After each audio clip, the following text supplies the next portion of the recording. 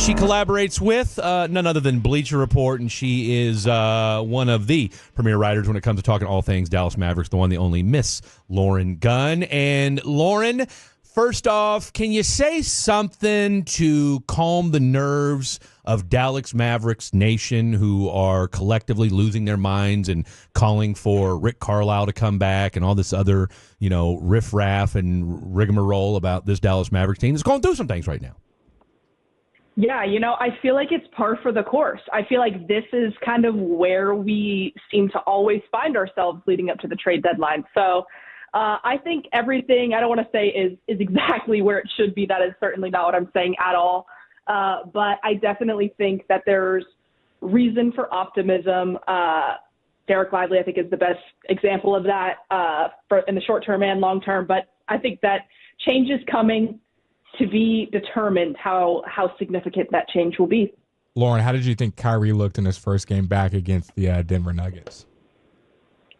Oh, boy. I mean, I thought there was a little bit more to be desired, but I also think that with Kyrie, he is very aware of how things change when Luka's there, when Luka's not there. I mean, everybody's roles seem to change. So I'm not so overly concerned with his injury and, what that will do to him in the long term. But I do think it's the type of injury that you have to be a little bit more cautious with. So if he comes back from an injury and doesn't go off for, 50 plus points or 40 plus points or anything like that, or has a crazy night, then I'm not going to be too devastated. But I do think with Kyrie, you kind of got to just be patient there, because I think he's just at that age where it's not going to be every single night 190% exploding in the stat sheet. Well, the Mavs fans are going to have to be patient with this Mavs team this year, because there's been a litany of injuries without Luka, without Kyrie, without Lively, maybe some Gafford and PJ and Clay mixed in there. I want from you, Lauren, without Luka and without Kyrie, what have you learned from this team, especially those players that are getting elevated minutes? What have we learned about this team? Oh, I think we've learned a lot. I really do. I think number one is that Quentin Grimes isn't going anywhere, and that dude's about to get paid, and rightfully so. So I think it's exciting for him that he bet on himself. I think he's going to get his money, and I think he's establishing himself as a long-term piece to what the Mavericks are trying to build.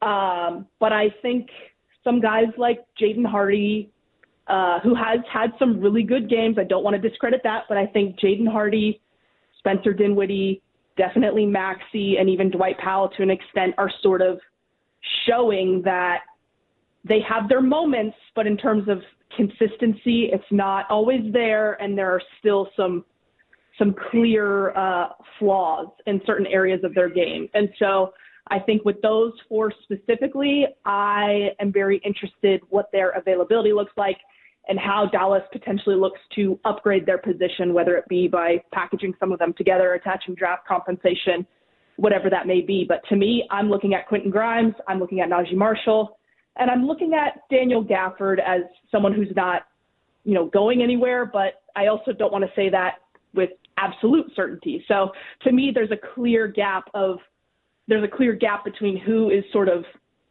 establishing some security and who is maybe trending the opposite direction. So for those guys that you said haven't really established their security, are you hearing anything or any guesses? Do you think those four guys, being Hardy, Dinwiddie, Maxey, and Powell, do you think those guys are being actively shopped, or do you think there's other names that we should be hearing about, or do you think those guys aren't being shopped? I don't think any of them are off limits. I will be surprised if Spencer Dinwiddie gets moved. That would surprise me. But I also think that Dallas is in a position right now where you always have to be thinking long term, because right now they have Clay on this really team-friendly contract. They have Daniel Gafford and PJ Washington also on team-friendly contracts. But if they let too many transaction cycles go by where they have these not slightly above minimum contracts that they can put together, obviously Spencer Dinwiddie is a different example, but from someone like Maxi Kleber, you have to be using these opportunities to try and go out and leverage other situations to upgrade your team. So, because before they know it, that Dereck Lively extension they're going to be staring that down, and then the last thing you want is to make a rush move. So I will be surprised if Spencer Dinwiddie gets moved just because they have relied on him so heavily in terms of minutes, and having Luka and Kyrie dealing with significant injury. I, again, will be surprised if that happens. But someone like Jaden Hardy, someone like Maxi Kleba, despite Jaden's recent solid play, I would expect those two to be included in a lot of discussion. Lauren Gunn, Bleacher Report, joining us, talking all things Dallas Mavericks and the trade deadline. It did surprise me a little bit to hear you say that you think Quentin Grimes is going to be here for the long haul. Not that I necessarily disagree with you, because, hey, look, I'm a Q-Dot guy myself. We're big fans of Q-Dot here on the program. My only thing is that because he does have such a friendly contract at $4.5 million, that if you do find somebody, like, a la maybe a Herb Jones, just, spitballing here, that if, hey, he would be a good throw-in piece. Who are you hearing as far as some names out there that could find their way into a Dallas Maverick uniform sooner rather than later? It's tricky. There have been a few things that I've heard. One in particular kind of had me scratching my head that I took with a pretty heavy grain of salt, but I'll just throw it out there for the fun of it. I did hear that Dallas, do not rule out Dallas and Jonas Valanciunas talks. And so to me, when I hear something like that, and I don't want to spend too much time on this because I took that with a heavy grain of salt, I think that tells me that what does that mean for someone like Daniel Gafford? Because when you look at someone like Herb Jones, I personally think that in a scenario like that is where you would see Daniel Gafford go out and then maybe flip around and try to bring someone like Jonas Valanciunas in. So do I think that that's necessarily Dallas's best option at the trade deadline? No, I actually personally think their best option is Bobby Portis. I think Milwaukee is in a very, very sticky situation where they have had time to sort of see what their formula looks like. It's not great.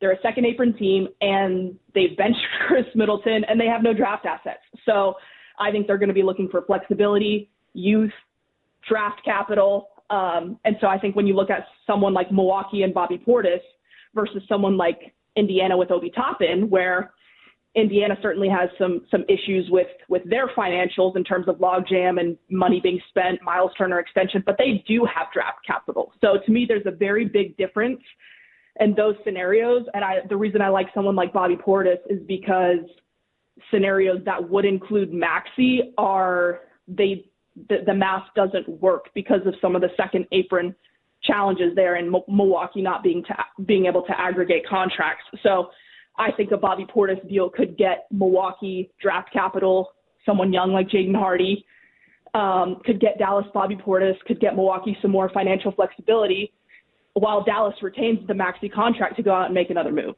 So to me, I'm looking at Bobby Portis. Oh, wow, Lauren. That's the first time I've heard Bobby Portis thrown out. I think that's a great ad. He's an underrated scorer, can play that 4 position, can play a stretch 5. And has championship experience. Play a little defense as well. Speaking of defense, one of the biggest things that I've noticed throughout the season, and we talked about in the offseason, was the point of attack defense, having a wing that you can throw out there that, hey, this guy's giving us fits, go stop him. And then you saw it in Denver, or against Denver, with Jamal Murray having 45, no one being able to stop him. Do you think Nico saw that game and sees the injuries and knows what his team is about and is going to make an active decision to go get that guy? Or do you think that guy is already on the roster and just needs to mature into that role? I think you got to go get that guy. I think Dallas has a really solid defensive team at full strength, but I do think that they could use more individual specific defenders. Looking at their second unit specifically, because I think the way Dereck Lively impacts that first unit, and obviously PJ Washington, there's only so much you can do to improve that. But I think when you look at the second unit and the depth, that's where there's more to be desired. When I look at someone like Spencer Dinwiddie and someone like Jaden Hardy, they both do bring very specific things to the team that they need for sure. But when things start, when they're on the floor either together or are at least getting a ton of minutes on our particular night, the defense does take a significant step back. And that has been the number one criticism for Jaden Hardy and why he hasn't been able to surpass Quentin Grimes in the rotation, at least when he first got here and they were sort of battling for those minutes.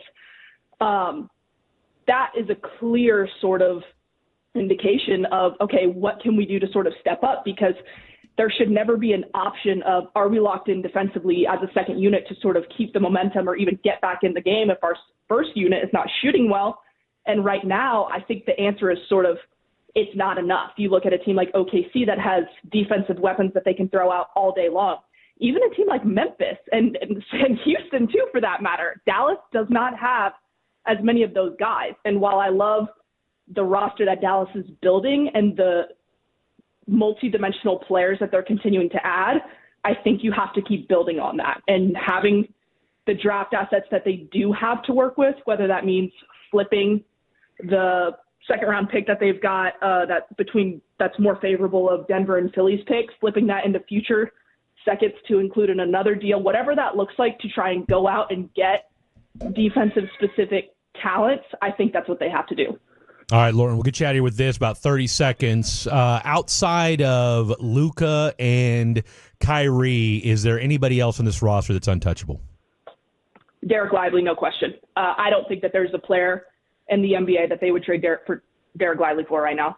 Interesting. Okay. I mean, it makes sense. Great stuff from you. Tell the folks at home where they can find you out on the old Twitter sphere.